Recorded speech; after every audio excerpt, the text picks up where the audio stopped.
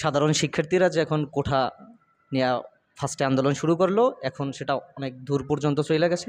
তো এটার শেষ কি, মানে শেষ পর্যন্ত এটার ফলাফলটা কি হতে পারে, বা আপনাদের মতো যে সংগঠনগুলো আছে তাদের থেকে এদের মেসেজ কি, বা তারা কি এদের সাথে আছে কি না, এটা যদি একটু ক্লিয়ার করতেন। রাজনৈতিক সংগঠন এবং রাজনৈতিক সংগঠনের নেতৃবৃন্দ, সেটা ছাত্র সংগঠন হোক বা কোনো রাজনৈতিক সংগঠন হোক, অবশ্যই তার চিন্তাভাবনার আলোকে একটি নতুন রাষ্ট্র বিনির্মাণের স্বপ্ন নিয়ে তারা সামনে আনবে। হতে পারে সেটা আমার থেকে আরেকজনের ভিন্ন।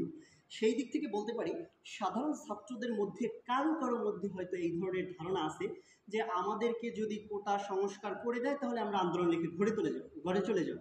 কিন্তু ব্যাপারটা তো সহজ না। আপনাকে বুঝতে হবে কোটা কেন সরকার রাখছে।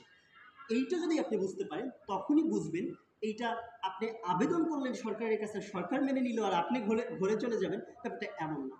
রাজনৈতিক দৃষ্টিকোণ থেকে এই ন্যায্যতার আন্দোলনকে আমরা ছাত্র সংগঠন হিসেবে সম্পূর্ণভাবে সমর্থন করি, কিন্তু তাদেরকে মনে করিয়ে দিতে চাই এই কোটাটা মূলত কেন রাখা হয়েছে।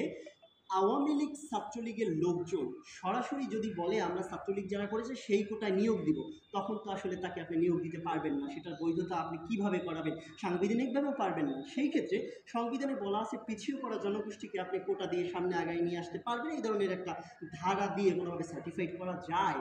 কিন্তু আপনি কি করলেন, সেখানে মুক্তিযোদ্ধা কোটাকে আপনি অন্তর্ভুক্ত করলেন, যেটা একটা আপনার অস্থায়ী আইন হিসেবে শেখ মুজিবুর রহমান অন্তর্ভুক্ত করেছিলেন। যারা মুক্তিযুদ্ধ করেছে তারা এখন দেশ পরিচালনার কাজে বা দেশের নির্বাহী বিভাগের কাজে তারা অংশ নেবে, এবং সেটা অস্থায়ী সময়ের জন্য।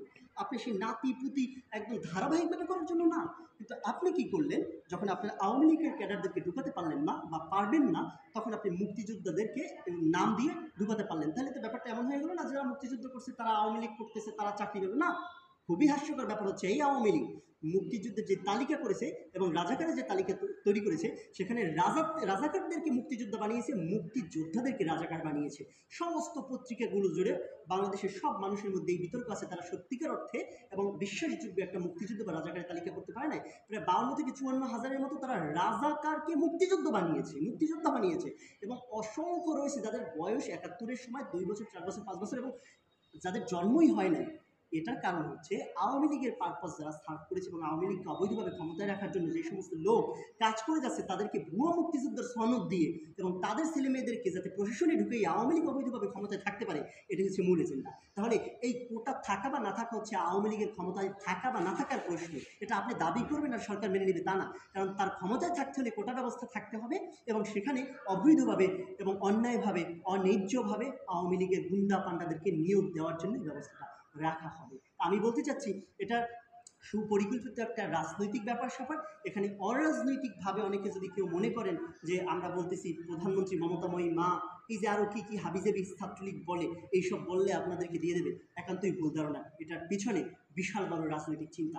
আপনি বাংলাদেশের একজন মেধাবী ছাত্র হিসেবে আগামীর দেশ পরিচালনার, আগামীর রাষ্ট্র পরিচালনার একজন সৎ দক্ষ ছাত্র হিসেবে আপনাকে অবশ্যই এটার পিছনে দূরভিসন্ধি আছে কিনা সেটা খুঁজে বের করতে হবে, এবং সেটা বের করার পর সঠিক সিদ্ধান্তে আপনার যেতে হবে। আর সবচেয়ে বড় কথা, অলরেডি এখন আমরা শুনতে পাচ্ছি, কখনোই রাষ্ট্র সংস্কার করার আগে বা এই স্বৈরাচারকে বিদায় করার আগে আপনি তার কাছ থেকে ন্যায্যতা পাবেন না এবং কোটা সংস্কারও করতে পারবেন না।